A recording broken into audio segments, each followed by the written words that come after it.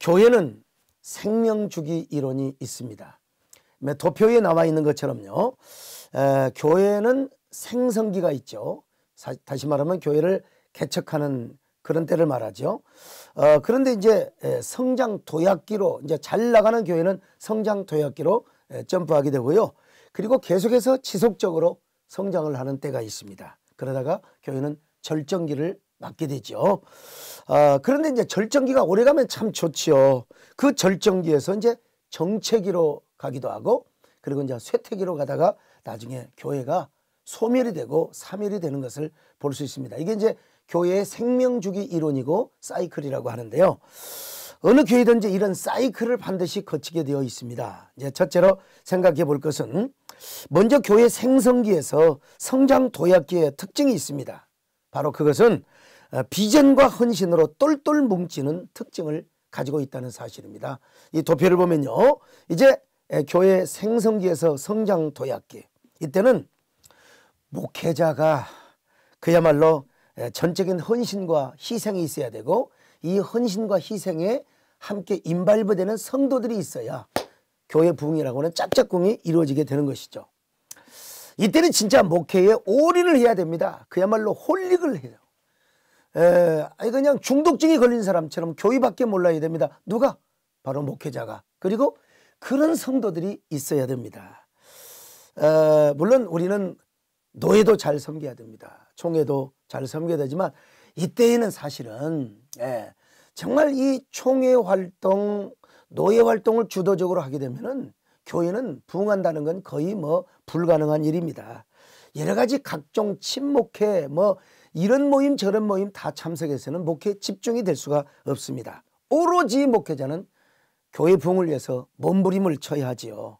그래야 이제 100명의 단계, 200명의 단계, 어느 정도 교회가 안정이 되어야 우리가 이제 노회장도 하고 또 이제 총회 활동도 하지 않겠습니까? 자, 그 다음에 두 번째는 성장 도약기에서 지속 성장기 기간이 있죠. 이때는 이제 목회자의 열정만 되는 것은 아닙니다. 열정으로만 되는 게 아니고 목회자의 헌신으로만 되는 게 아니라 전략이 있어야 됩니다. 스트레지티, 전략이 있어야 됩니다. 자, 여기 이 도표를 보면요. 전도도 전략적이고 그리고 홍보도 전략적으로 해야 됩니다. 모든 사역이 전략화되어야 되겠죠. 그래서 이제 이게 전도도 그냥 무조건 열심히만 하는 게 아니라 전략적인 전도운동, 전략적인 출생운동이 이제 필요합니다.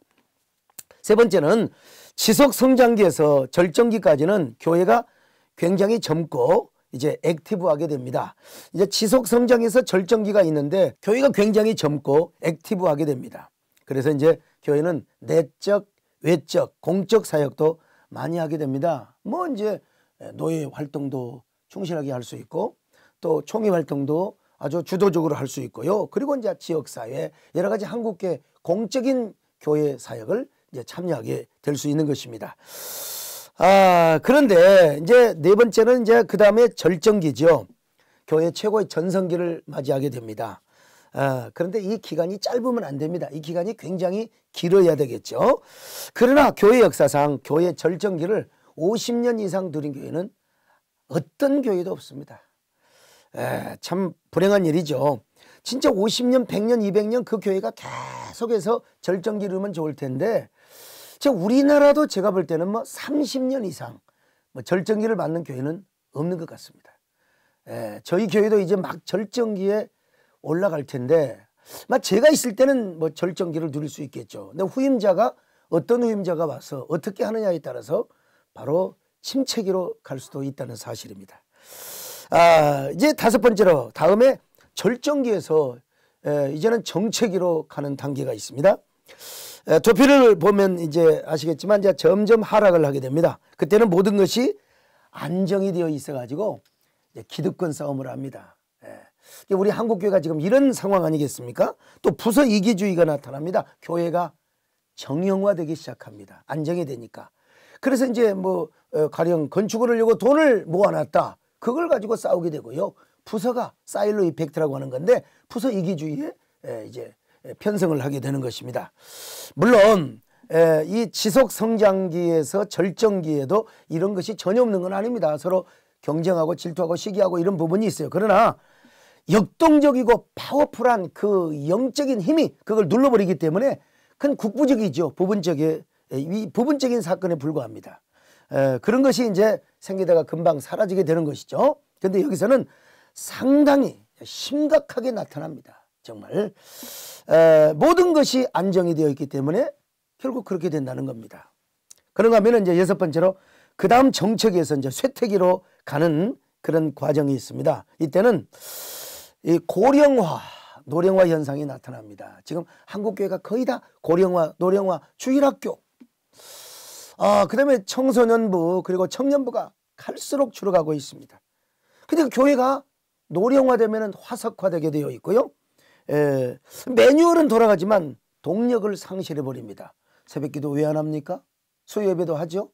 또 금요 철야기도도 하긴 하는데 그냥 동력을 상실한 거예요. 옛날에 해왔던 거 그냥 하는 것입니다. 매뉴얼만 돌리는 거예요. 이때 젊은 피를 수혈하지 않으면 그 교회는 계속해서 쇠퇴기에서 이제는 어디로 갑니까? 나락으로 떨어져 가게 되는 것입니다. 그래서 쇠퇴기에서 이제 소멸기로 가는 단계가 있습니다. 일곱 번째 단계죠. 이제 이때는 온갖 교회 질병이 생깁니다. 이제는 성령이 강력하게 역사하고 새로운 부운동이 일어나지 않으면 그 교회는 반드시 거의 사멸하는 단계로 가게 되어 있어요. 그냥 그 당회원들끼리 서로 싸우고 교회와 목사 또 이쪽파 저쪽파 그래가지고 노예 분쟁이 일어나고 또 그다음에 사회 법정까지 가가지고 이런 교회는 정말 젊은 피를 수혈하고 성령께서 놀라운 부흥의 임팩트를 주지 않으면 이 교회는 이제 사멸 단계로 가야 한다고. 이제 싸우는 병 뭡니까? 병이 다 싸우고 다투고 그냥 화석화되는 그런 병이죠. 대부분의 한국 교회는 절정기를 지나고 정책이 있다고 해도 과언이 아닙니다. 그런데 어떤 교회는 정책에서 쇠퇴기로 갑니다. 고령화, 노령화가 시작이 되고 교회가 화석화되어 버립니다. 서서히 죽어가고 있습니다. 자, 이때 교회를 다시 세워야 됩니다. 지금 이걸 가리켜서 처치 플랜팅이라고 하죠. 처치 플랜팅. 옛날에는 처치 플랜팅 하면 개척, 그냥 교회가 외적으로 이제 플랜팅을 한다. 그게 뭡니까? 교회 개척이죠. 그래서 처치 플랜팅 하면 신학교에서는 이제 교회 개척학, 교회 개척 과목으로 분류를 했는데 지금은 이제 내적으로 교회를 다시 세운다. 내적인 교회 세움으로도 아주 광의적으로 포함이 되고 있습니다. 그래서 이제 우리가 정말 다시 내적으로도 교회를 세워야 하는데요. 오늘 신년 목회 계획을 위해서 오신 목사님께서 내년에는 정말 비상한 각오, 정말 비장한 각오를 가지고 개척하는 마음으로 처치 플랜팅을 했으면 정말 좋겠습니다. 그 Deep Change or Slow Death라고 하는 이런 그 책이 있습니다. 이 책은 정말 그 20년 전에 나온 책이지만 이 책에 의해서 우리나라의 기업들이 대부분 다 변화를 했습니다. 뿌리채 변화를 하고 그렇지 않으면 점점 이제 죽어간다는 그런 책의 내용입니다. 여기서는요, 뭘 변화하느냐, 시스템을 바꾸느냐, 그 부분도 있어요. 그런데 더 중요한 것은 사람 자신이라는 거예요.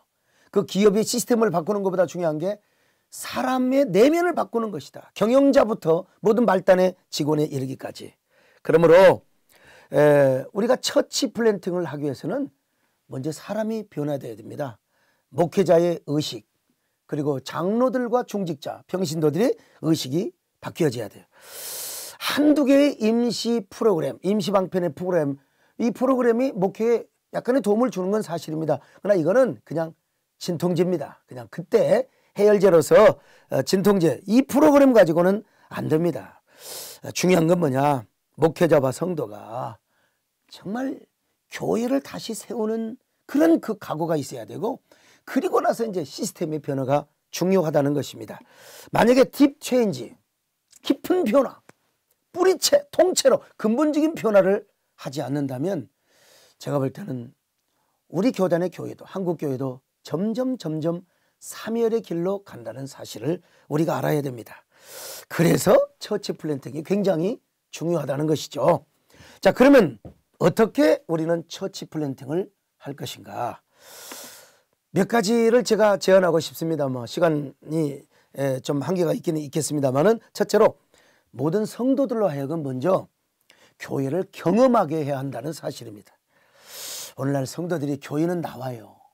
묵은 씨앗탁들, 그리고 이 터줏대감들 나오긴 나오는데 교회가 얼마나 영광스럽고 거룩한지를 몰라요. 왜냐하면 교회를 경험하지 못했기 때문에 타성적으로 신앙생활을 하고, 어떤 교회는, 어떤 성도들은 막 교회를 허물려고 하는 사람이 있어요. 전부 이 사람들 교회가 얼마나 영광스럽고 거룩한지를 몰라요. 그러니까 막 법정에서 껐떡하면 선악의 분쟁을 하게 되고, 뭐 법적인 시시비비를 가린다 이 말이죠. 이런 게 이제 우리나라에 뭐 거점 3,000건에 이른다고 하지 않습니까? 물론 노예 총회까지 포함해서 그런 것이죠. 교회를 경험하는 성도들은 결코 그럴 수가 없다는 사실입니다. 우리가 교회의 영광성과 거룩성을 경험해야 되는데, 그걸 경험하기 위해서는 먼저 교회를 향한 내적 소명, 외적 소명을 우리가 알아야 됩니다. 그래서 이 지역에 수많은 교회가 있다. 우리 교회만 해도 뭐 분당, 수지, 죽전, 뭐 광주, 동탄, 저 수원에 이르기까지 얼마나 많은 교회가 있는지 모릅니다. 그런데 저희 교인들 대부분은 그냥 나오는 사람도 교인이 많다 보니까 있을 수 있겠죠. 그러나 대부분의 성도들은 나는 하나님이 불러서, 그리고 하나님이 세대된 교회를 가라고 해서 나는 우리 교회를 다닌다. 이런 소명의식이 분명히 있어요. 이 소명의식이 있을 때 매 예배 시간대마다 하나님의 임재를 경험하니까 설교 시간에 말씀의 은혜를 받고 성령의 그 임재를 경험하면서 예배의 감격을 체험하게 되는 겁니다. 예배의 감격. 그럴 때 이제 교회가 얼마나 위대한가, 얼마나 거룩하고 얼마나 영광스러운가, 이걸 경험하게 되는 것이죠. 그러면서 성도들 나름대로의 신앙의 정체성을 확립하게 되고요. 그 교회맨으로서의 브랜드 신앙이 형성이 됩니다. 사실 우리 세대된 교회 같으면 우리 세대된 맨으로서의 브랜드 신앙이 형성이 되고요. 사명자로서의 정체성이 확고하게 되는 것입니다. 이런 신앙이 그리스도 예수 안에서 이제 초연결이 되고 네트워크가 이루어져서 이제는 교회가 생명 공동체가 되고 혹은 성령 공동체 의식을 갖게 하는 것입니다. 그러니까 이런 사람들은 계속해서 교회에 깊숙이 더 들어오게 되는 것입니다. 이런 사람일수록 예배를 사모하게 되고 말씀을 사모하게 되고 공동체 신앙을 이루어서 가족 같은 사람이 되는 겁니다. 그러니까 어떻게 마음에 안 든다고 고소 고발을 하고 무슨 사법적인 분쟁에 갈 수가 있겠습니까? 그래서 이 교회의 영광을 경험하도록 하는 거, 이거 하지 않으면 이제 한국 교회는 점차 시들어가고 계속해서 싫은 사람들이 교회에 나가서 반기독교 어떤 감성을 또 정서를 이루게 되고, 그리고 그들이 오히려 집단적으로 왜 그분들이 교회를 더 아니까 교회 내부를 공격하는 이런 그 현상이 계속 늘어가게 될 겁니다. 진짜 우리가 교인들 관리 잘해야 됩니다. 그들로 하여금 먼저 교회의 영광성을 경험하도록 해야 하는 거예요. 그런가 하면 두 번째로 끝없이 젊은 피를 수혈해야 한다는 겁니다. 젊은 피를 수혈한다는 말이 무슨 말이냐? 뭐 쉽게 말하면 다시 말씀 충만과 성령 충만을 경험하게 하는 겁니다. 지금 우리 한국교회는 매뉴얼만 돌아갈 뿐이지 과연 그 매뉴얼 속에 성령의 동력 그리고 말씀의 그 생명력이 과연 얼마나 있을 것인가, 이거는 우리 목회자들의 책임이라고 생각합니다. 그런가 하면 교인들로 하여금 끊임없이 꿈을 꾸고 환상을 보게 하는 것입니다. 그리고 이제 의도적으로 젊음의 분위기를 이루는 것이죠.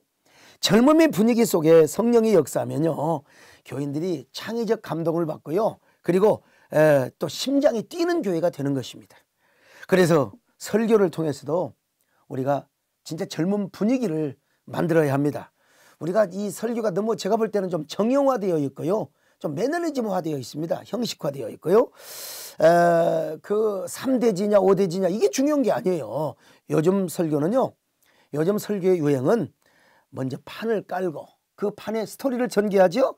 그리고 그 과정에서 메시지, 복음을 탁 집어넣으면 현대인들은 스펀지처럼 쏙쏙 빨아듣는. 근데 왜 우리가 나는 선포를 잘하고 나는 설교를 잘한다고 하는데 왜 성도들이 닭병이 들고 졸고, 왜 은혜는 경건하게 들은 것 같은데 왜 그 예배 드리고 나서 재직회하고 공동연합은 왜 쌈박질이 나는가? 이거는 예배에 감격이 없고, 그리고 말씀의 생명력을 정말 충분히 경험하지 못했기 때문이라고 저는 봅니다. 설교도 어떤 의미에서 현대적인 용어를 빌려 쓴다면 복음을 마케팅하는 것입니다. 하나님의 사랑과 그 십자가의 능력을 마케팅하는 거예요. 요즘 마케팅 어떻게 한 줄 아세요? 마케팅의 흐름을 보면 콘텐츠를 큐레이팅하고 파일럿하는 것이 아마 이 시대의 대세라고 할 수 있습니다. 판을 깔고 메시지를 은연중에 전달하는 것, 그러기 위해서 가르치려고 하지 말고 유혹을 할 수 있는 이러한 그 유혹의 덕질을 할 수 있는 이러한 그 능력, 이러한 어떤 그 인사이트가 굉장히 중요합니다. 재미를 깔고 판매는 자연스럽게 하라. 이게 마케팅의 원리인데, 지금 마케팅의 원리를 그대로 하자는 것이 아니라 이런 흐름을 우리가 알자는 것입니다. 그래서 그 요즘은요, 이 마케팅하는 사람들이 브랜드를 의도적으로 인각시키려고 하는 것이 아니라 이야기 도중에 자연히 상품을 소개하는 거. 옛날에는 뭐 소화가 잘 되는 아진탈 한다든지 뭐, 그런데 요즘은 그렇게 하지 않습니다. 지하 몇백 미터에서 끌려올린 삼다수, 그렇게 광고하는 게 아니라 삼다수가 여러분 곁에 있습니다. 이미지 광고를 하고 감성 광고를 하는 거예요. 예. 그래서 이제 이 모든 것들을 보면은 브랜드 콘텐츠를 큐레이팅하고 파일럿 하는 것입니다. 저는요, 설교에도 이런 걸 얼마든지 적용할 수 있다고 봅니다. 일방적으로 그냥 그 선포하는 것도, 그런 것도 있어야죠, 당연히. 그러나 우리가 때로는 현대 이런 그 흐름에 잘 익숙되어 있는 그런 분들에게 판을 깔고 이야기를 전달하면서 거기에 복음을 넣는 이런 그 설교의 프레임, 이게 이제 결국은 정형화된 설교가 아닙니다. 이거는 내러티브 설교고, 또 뭐라고 할까요? 때로 어떤 의미에서 광대 설교도 될 수 있고요, 스토리텔링이라고 이야기할 수 있습니다. 이렇게 하면요, 교회가 굉장히 젊어집니다. 그리고 정형화되고 화석화되는 교회 분위기를 그냥 단칼에 촌철살인으로 베어버리게 되는 것이죠. 그런가 하면 이제 사도적 교회, 성유신적 교회나 사도행전적 교회라고 하죠. 이 교회로 전환을 해야 됩니다. 이런 이야기하면 무슨 신사도 운동 같은 거 천만의 말씀입니다. 사도적인 교회라는 것이죠. 사도적인 교회가 어떤 교회냐? 우리 총신대 신대원 그 실천신학 교수이신 양현표 교수님은 사도적 교회를 이렇게 특징을 정의하고 있습니다. 첫째, 사도적 교회는 예수 그리스도의 복음의 역동성이 이끌어가는 교회다. 그러니까 정형화되어 있고 타성화되어 있는 그런 교회가 아니라 복음의 역동성이 이끌어간다.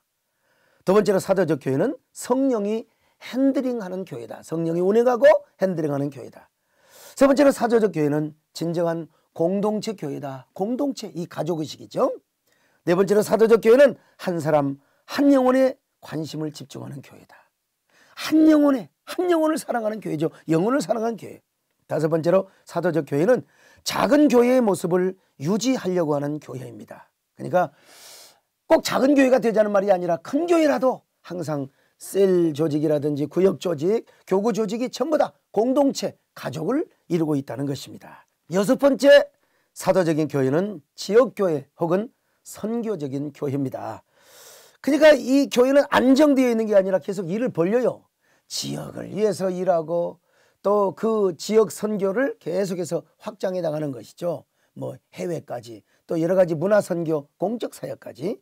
자, 이런 지금 교회가 이런 사도적인 교회, 특별히 복음의 역동성, 그 성령의 은혜가 그야말로 교회를 꿈틀거리게 하는 교회, 이게 이제 사도적인 교회라고 하는 것입니다.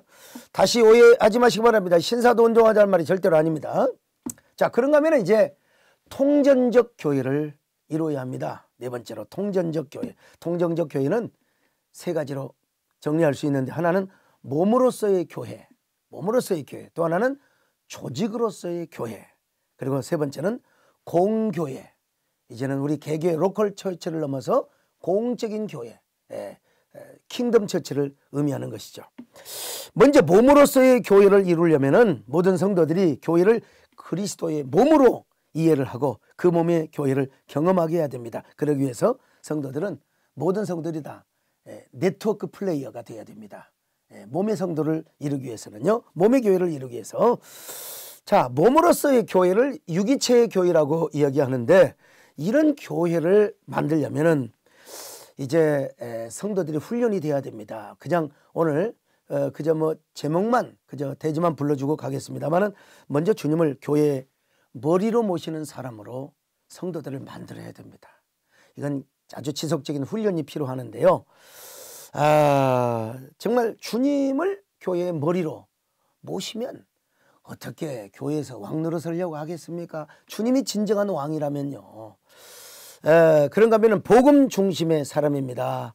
요즘 너무 시대 트렌드에 달아져 가고 있어요. 오늘 우리 성도들이 복음 중심의 사람, 그리고 세 번째는 샬롬 메이커. 저는 개척교회 그때부터요, 교회는 싸우면 안 된다, 이런 그 확신이 있었습니다. 그래서 정말 지금까지 샬롬 메이커, 모든 중직자들, 어떤 중직자든지 샬롬 메이커 되도록 이런 훈련을 쭉 제 나름대로 해왔습니다. 똑같은 칼이지만 검투사가 들면 사람을 죽이는 데 씁니다. 그러나 똑같은 칼이지만 정원사에게 들려져 있으면 아주 아름다운 꽃밭을 만들고 정원을 가꾸게 되는 것이죠. 그러니까 교회가 아무리 커도요, 다 중직자들이 샬롬 메이커가 되면 이 교회는 절대로 싸우지 않고 아름답게 지속적으로 부흥하게 된다는 겁니다. 샬롬 메이커가 안 되니까 지금 내부 소모전이 이루어지고 있는 겁니다. 계속해서. 그리고 이제 목사와 장로가 갈등하게 되고 또 성도와 성도가 갈등을 하게 되는 것입니다. 저는 이 예배당이 뭐 거의 1만 1,000평 정도 됩니다. 그러니까 여러분 보통 큰 예배당이 아니죠. 저 이게 40 초반에 이 예배당을 시작했고요. 44살 5살에 입당을 해서 지금 여기까지 왔습니다만은, 이런 예배당을 지면서 부흥회 한 번도 안 했습니다. 뭐 헌금 작정 이런 거 외부 강사 와서 해본 적이 없습니다. 그리고 단 한 번도 싸우거나 깨지거나 예배당을 지으면서 단 한 번도 사람들이 뭐 때를 지어서 나가본 적이 없습니다. 오히려 땅을 사서 예배당을 짓는 과정에서 두 갑절을 교회가 부흥했어요. 교회가 화목하니까, 중직자들을 샬롬 메이커로 만들어 놓으니까. 이걸 어떻게 다 설명할 수는 없지만 저는 그런 코스웍을 가지고 있습니다. 그래서 중직자들을 이렇게 훈련을 했고요. 그런가 하면 이제 겸손과, 네 번째로 인격의 사람입니다. 다섯 번째로 섬김과 돌봄의 사람이고요. 그리고 이제 여섯 번째로 생명나무 신앙으로 몸된 교회의 덕을 세우는 사람입니다. 저는 지금까지 생명나무 학교, 생명나무 훈련을 제가 시켜왔습니다. 참 보면은 이 생명나무 신앙이 훈련이 되어 있는 사람은 반드시요, 사실보다 중요한 게 덕이라는 사실을 압니다. 들추어 보면은 뭐 먼지가 나고 부족한 점이 드러나게 되어 있거든요. 근데 이상하게요, 생명나무 관점이 아니라 선악과의 관점이면 항상 보는 게 선악을 판단하는 데 집중을 합니다. 그리고 항상 목회자도 교회도 윤리적으로 도덕적으로 무슨 흠이 없는가, 이것만 따지고 달라드는 겁니다. 이런 분들에게는 복음의 어떤 관점, 복음의 생명력이라고 하는 것은 거의 별로 존재하지 않은 것 같아요. 항상 따지고 마음속으로 재판하고 항상 선악을 분별하는 사람들이죠. 근데 저는 이 생명나무 훈련을 했어요. 그래서 지금까지 중직자들도 다 생명나무 훈련을 제가 시켰습니다만은, 그러니까 교회가 어떻게 모든 게, 교회도 빛과 그림자가 있을 거 아니겠습니까? 저도 마찬가지고 음양이 있죠. 공과 과가 있죠. 그러나 절대로 과를 보지 않습니다.